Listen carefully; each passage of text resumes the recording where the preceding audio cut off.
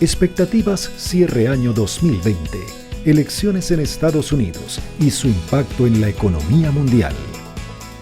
Este espacio, este foro nosotros lo llamamos recuperación o reconfinamiento.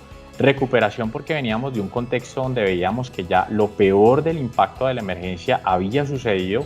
A partir de los indicadores de manufactura e indicadores de servicios veníamos notando una recuperación de la economía.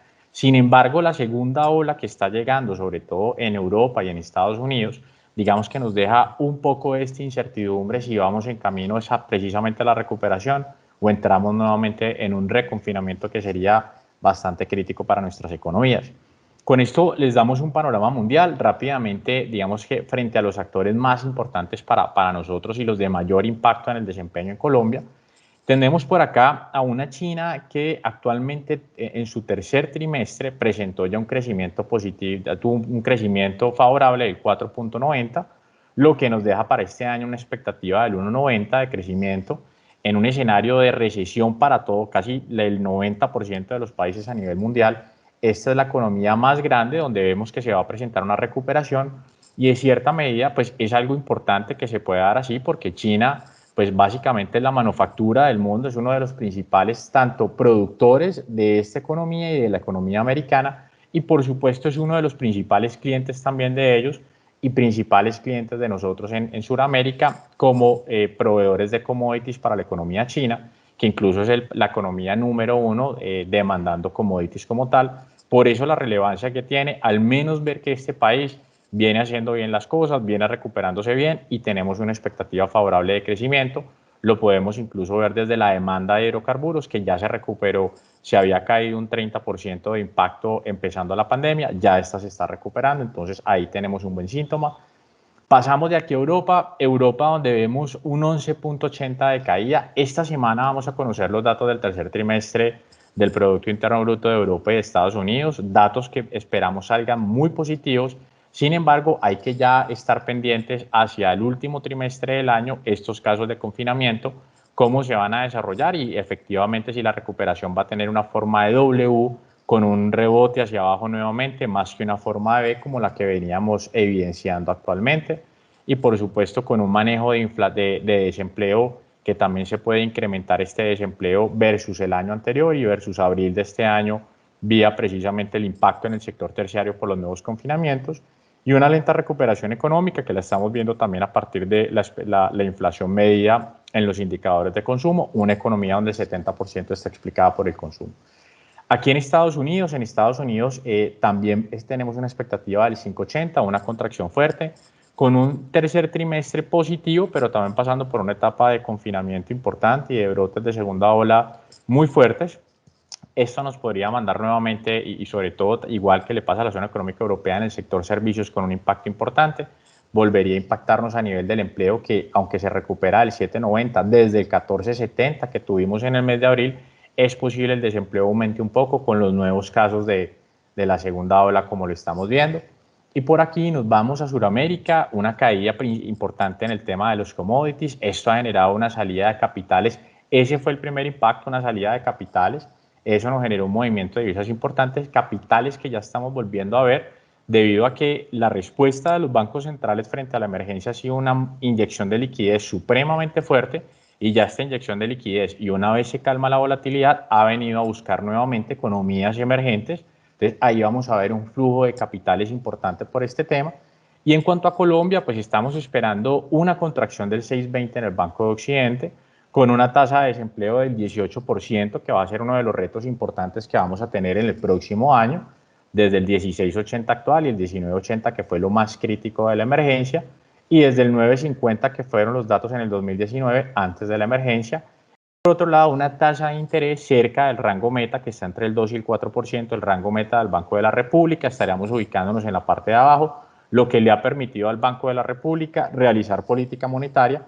Y esto es muy importante y por eso ver lo que pasa en estas economías es tan importante porque esto claramente puede hacer mover los mercados y ese impacto en los mercados es lo que nos puede permitir tener una salida más accesible, sobre todo con el apoyo exactamente de la política monetaria y la política fiscal. Y en la medida en que tengamos turbulencia en estas economías, pues el tema va a tener unos retos todavía más fuertes para nosotros. Espacio para más turbulencia. Aquí les queríamos compartir cuáles van a ser los generadores de turbulencia en el próximo mes hasta cierre de año. Primero, las elecciones presidenciales en Estados Unidos. En estas elecciones acá les queríamos mostrar, esta fue la favorabilidad con la que inicia Joe Biden este año, con un índice, digamos que entre el 10 y el 20%. Trump con un índice de favorabilidad cercano al 60%. Nosotros, si nos hubiéramos reunido empezando el año, te hubiéramos dicho que Biden iba a ser un competidor digno para Donald Trump y la estadística incluso favorecía a Trump, sus números. Sin embargo, fíjense acá cómo se da este punto de inflexión que básicamente es la llegada de la emergencia, cómo se cambian las expectativas. Actualmente estamos un 64% para Joe Biden y un 43%, aproximadamente 40 y pico por ciento para Donald Trump. El tema se ha cambiado y de alguna forma ya los expertos y de acuerdo a análisis estadísticos tienen como un 85% de posibilidades para una victoria demócrata en Estados Unidos, al igual que el Senado, que hoy tiene una mayoría republicana. Hasta el momento esto es lo que nos está mostrando digamos que los modelos y las encuestas de favorabilidad. Sin embargo, hay que esperar, todavía hay unos colegiados en juego, y estamos hablando aproximadamente de colegiados donde hay unos estados importantes como la Florida y California, donde Donald Trump todavía pues, puede tratar de hacer algo para llevarse la victoria y dar una sorpresa como lo realizó 4 años atrás. Dentro de este tema, y no menos importante, tenemos el nuevo paquete de estímulos fiscales en Estados Unidos. Este ha sido un tema que viene desde hace más de un mes sonando como tal. Esto viene sonando porque dentro del plan CARE, que fue este año el que digamos que impulsó un poco la recuperación de Estados Unidos, se inyectaron 3 trillones de dólares a la economía. En este paquete había 1.2 trillones de dólares para los hogares como tal. Este paquete se acaba en julio de este año y eso es lo que se viene negociando entre republicanos y demócratas para poder volver a apoyar a la economía y al consumo. Es donde no se han podido poner de acuerdo.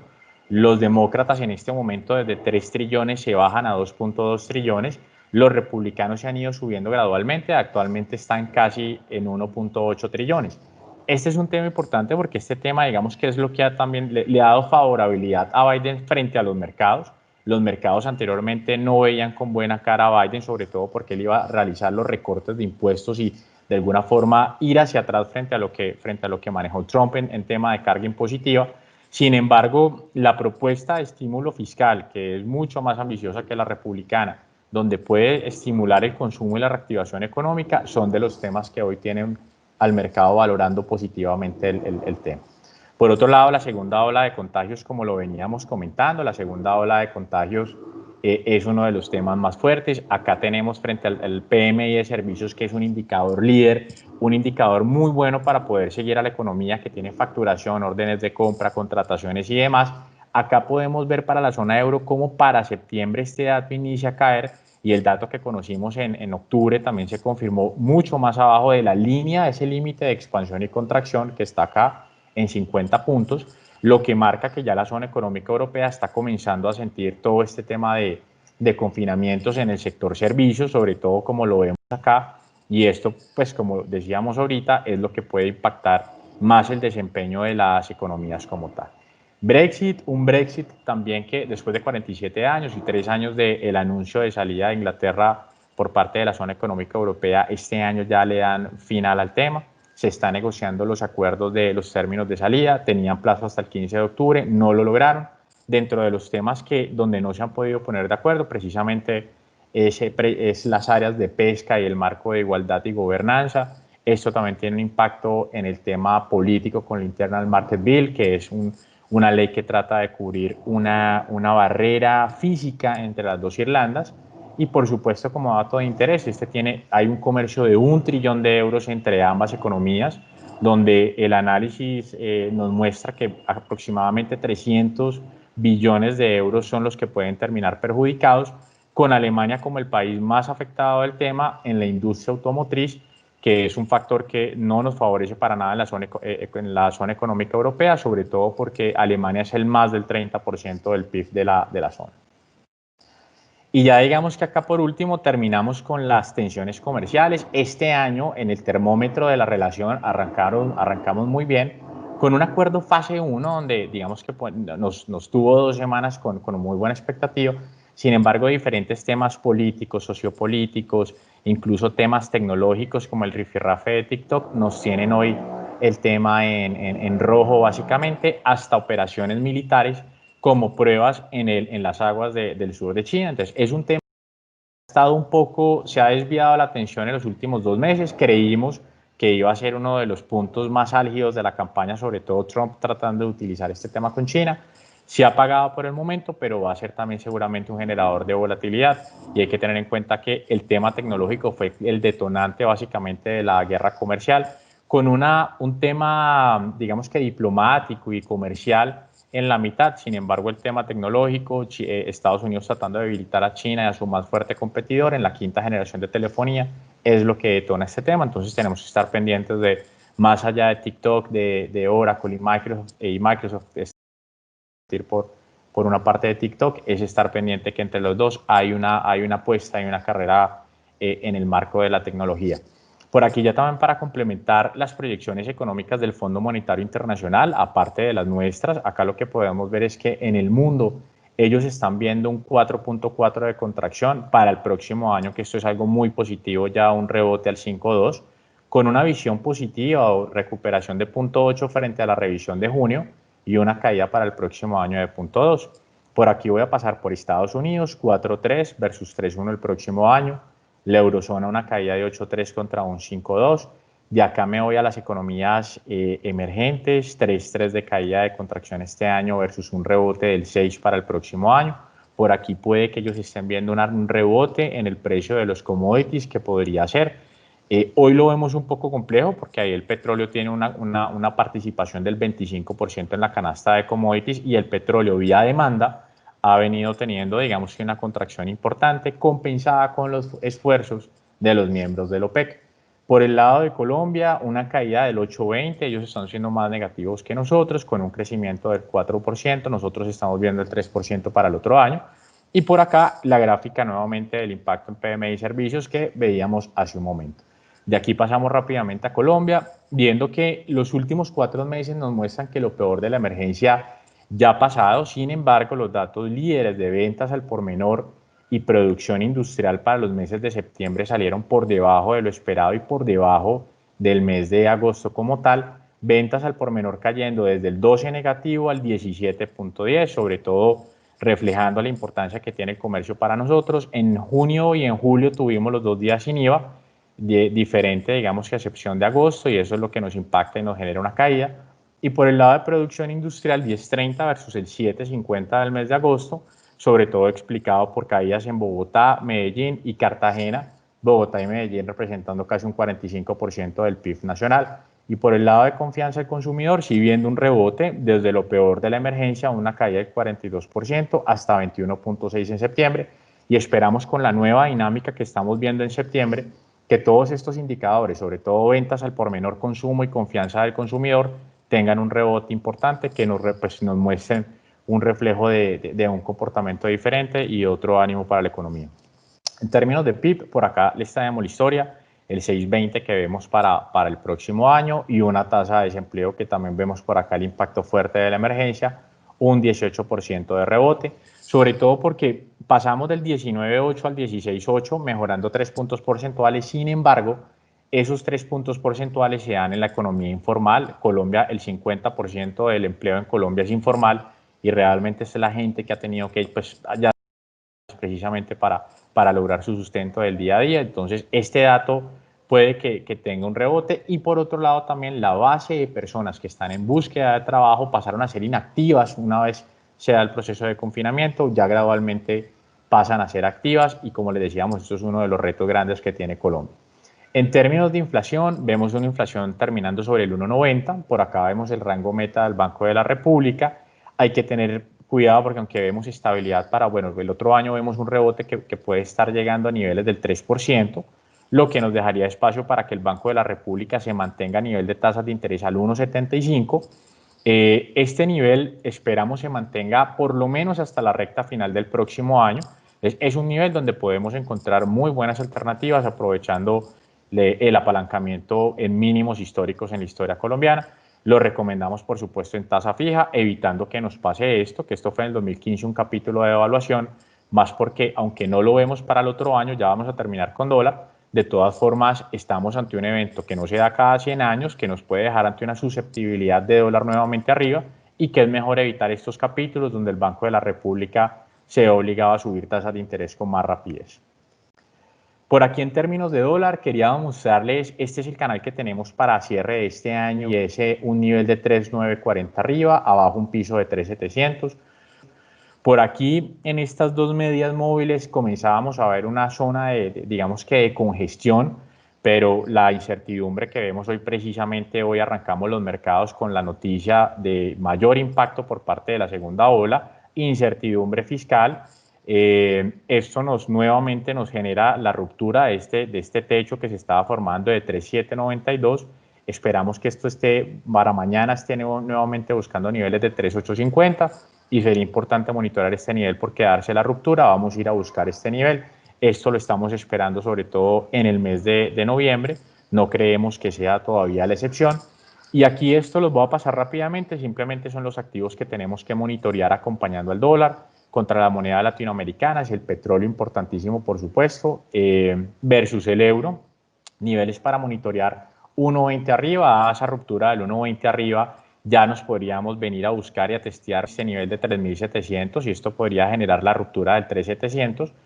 Por el contrario, niveles de 1.16, dada esta ruptura abajo, esto nos podría llevar a tener que monitorear niveles del 3.940, entonces hay que, digamos, que hacerle seguimiento porque básicamente nos da el driver y la dirección del dólar a nivel mundial. Y por supuesto, versus el S&P, que es el indicador líder, este S&P en términos bursátiles porque nos refleja el apetito de los agentes a entrar o no en mayor riesgo y es lo que en el día a día nos muestra también qué están viendo los agentes frente al tema.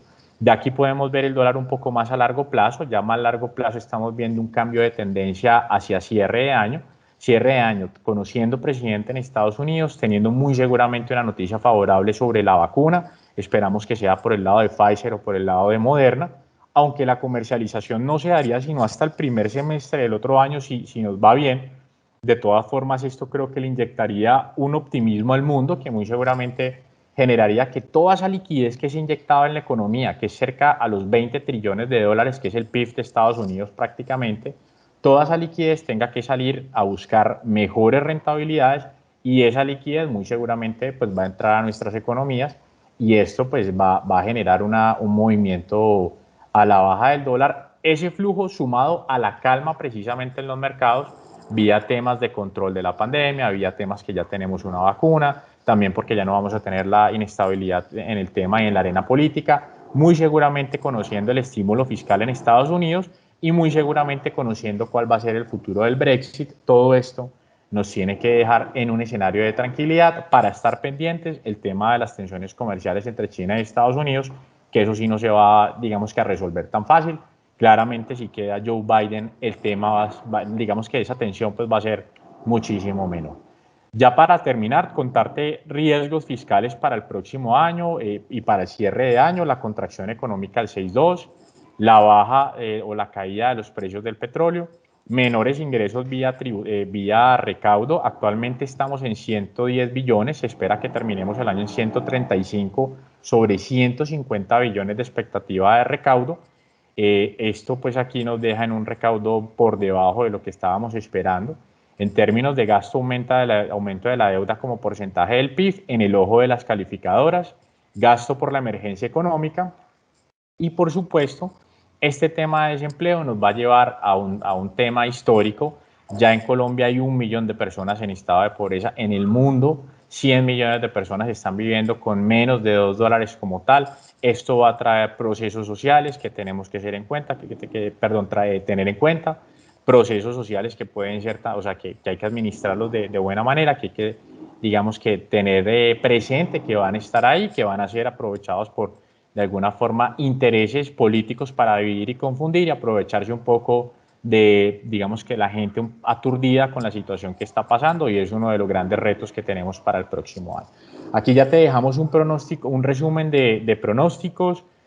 Por el lado del PIB, una caída del 6.20 este año, con recuperación del 3.50 hacia el próximo año, inflación del 1.90 este año, con un 3% 2020, República 1.75 con 2.50 entre el cuarto trimestre del 2020 y el primer trimestre del 21.